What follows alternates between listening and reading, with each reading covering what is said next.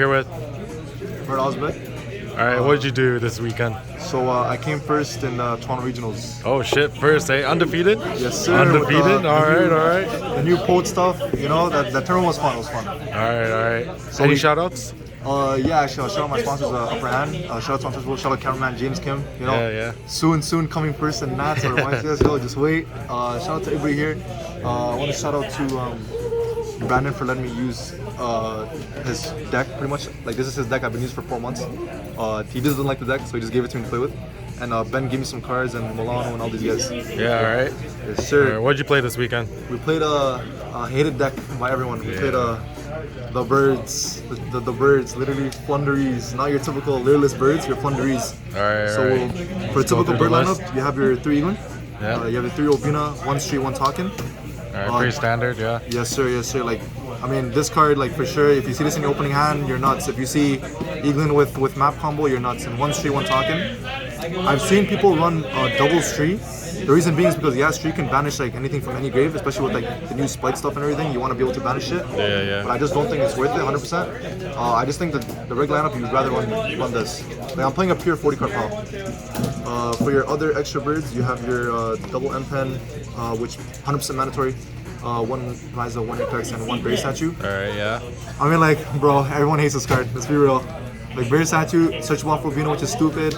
Do you think this deck would be playable if this was banned? Hell no. No, not at all. Hell no. Unless they make like, I think maybe like they make a card that says like, oh, you can look at your opponent's hand and like shuffle one, like a TTT type of thunder card. You wouldn't be able to play this deck with that if that card was 100% wouldn't. Honestly, like this deck is unplayable. Like, you're just gonna sit on your boss monster, yeah. which anyone can play through. It's not playable 100%. Yeah, I can say fair that for sure. enough. Yeah, and like this card, like not once per turn. It's just insane. It's insane. You can search so many stuff. Search your if you summon it twice, you can search like Dreaming Town and search unexplored winds and just combo off. For your Thunder cards, you have your triple map, triple advent, 1 unexplored winds. So I faced Alish in one of my games, and I unexplored winds him 3 times. It was pretty weird. Yeah. I found out that Nats is not once per turn. Yeah, and he was like, I've never been unexplored wins 10 times in a game, and I'm like, feels bad because he locked me under Golzen, and I only had Eaglin, and I duality into this, and I activated it, and then I tributed Eaglin, and it's unknown. Summon N-Pen, I already have another N-Pen in hand.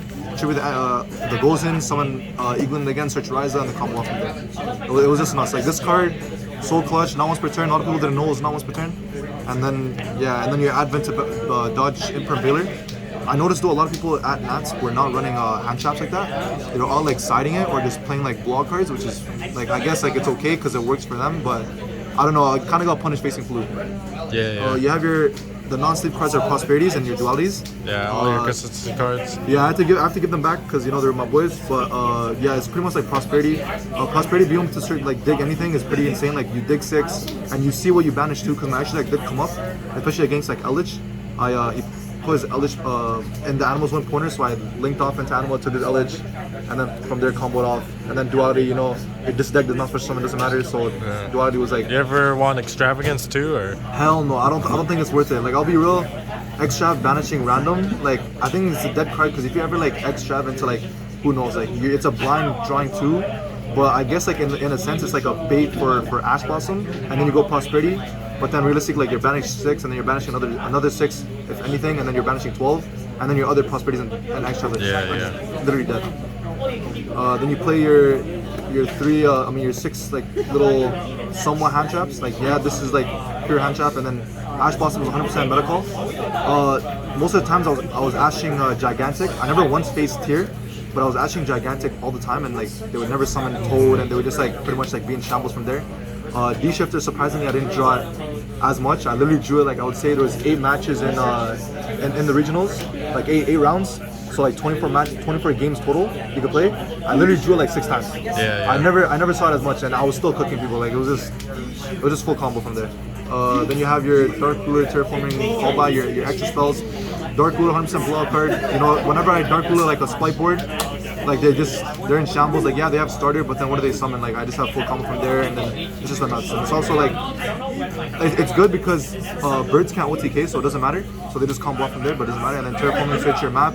I was running Mystic Mine set rotation combo, I just thought it wasn't worth it because a lot of people can play through Mystic Mine, especially after Nats. That a lot of the top players were playing Mystic Mine. Well, what would you give them if you played set rotation? You have to give them. I would map, give them. right? I would have to give them mine. Like depends. If I'm going first, it was just an extender for map, so I would have to give them mine.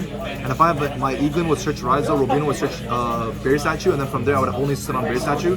And it was like kind of tough because I only had one mine at the time, and I just found out a dead card, especially when I was drawing both. Like I was still like doing good, but I just it wasn't worth it.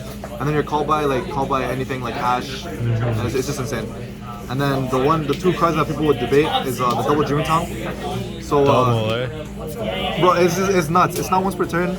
Summons any level 4 or lower wing beast, so you can summon Berry Statue if you wanted to, and then if you chain both, you can like literally chain block like double bird if you wanted to. That never came up, but what did come up was the Book of Moon was always like the one thing that came up too. That's once per turn. Yeah. Summon of this is not once per turn though, but if you ever like if it's third game and you have one in your hand and then you search the other one, your opponent goes draw phase cosmic, okay, pop one. Your acting mode skills come on, you say, oh shit, he got me. And then you activate the other one and you just go full combo. It's nuts. I mean, this card, like, people, I recommend, like, if you're playing Founder, test it, see how it is for you, and just if you like it, you like it. If you don't, then you don't. It's whatever.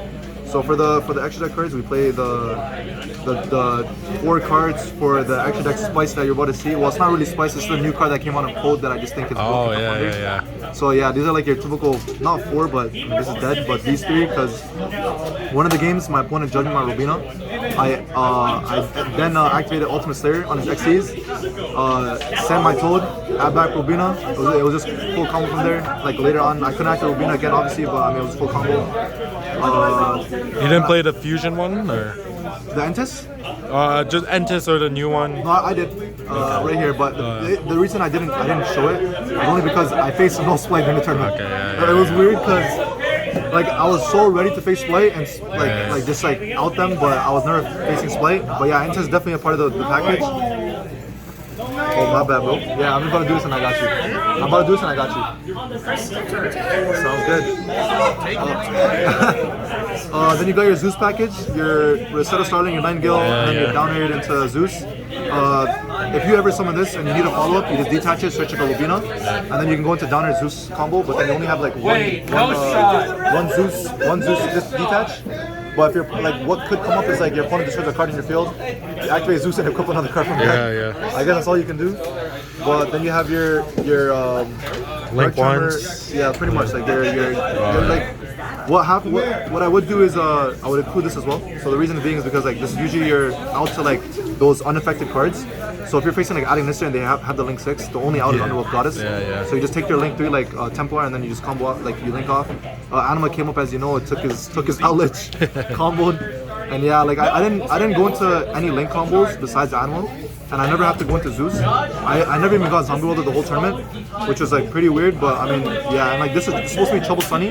The Trouble Sunny package is also part of the Ultimate Slayer package, because when you go Trouble Sunny, target elf, send Trouble Sunny, and then you send the other deck card from the deck, or if you have any hand, you can send from your hand, and then you just like you shuffle back another card, and they're forced to interrupt it. Then you have your Triple Niv. I'll be honest with you, during the regionals, I never once put this in. Did not once come up because everyone can play through it, doesn't matter. Because usually you need to see it with like another card, right? Yeah, for sure. And the thing is like I'm not playing no Imperm, no Baylor. So I just feel like it's a dead card. So I would say like I was playing with somewhat like 12 cards in my extra deck. My side deck. I was never playing with like 15 because I never saw this once. I would have placed this for double Judgment and 1 Harpy Featherduster, or just triple Judgment in general, because I need those cards to out like Red Reboot. I was playing double Twin, and it was supposed to be triple evenly. So the triple evenly with double twin is like the blowout cards for the back row Floodgates. I did it against Eldritch a couple times, and I mean like I went Twin Twister, he then judged me my Twin Twister. So when I relinquished, Anima took his thing, Bird attack for 35. Next turn he sent my Bird Statue, sent the Sanguine, I decross his Eldritch, and then I attack 500 for Rubino for Talking for a game. And then you're evenly come up because like if you're facing any decks that have like the Brave package, and if they have like they have the token and they have like Dark Blue or evenly combo, you just Dark Blue them, go evenly, and they literally have to only have the token. They can't have anything else besides token. So it's just pretty much us.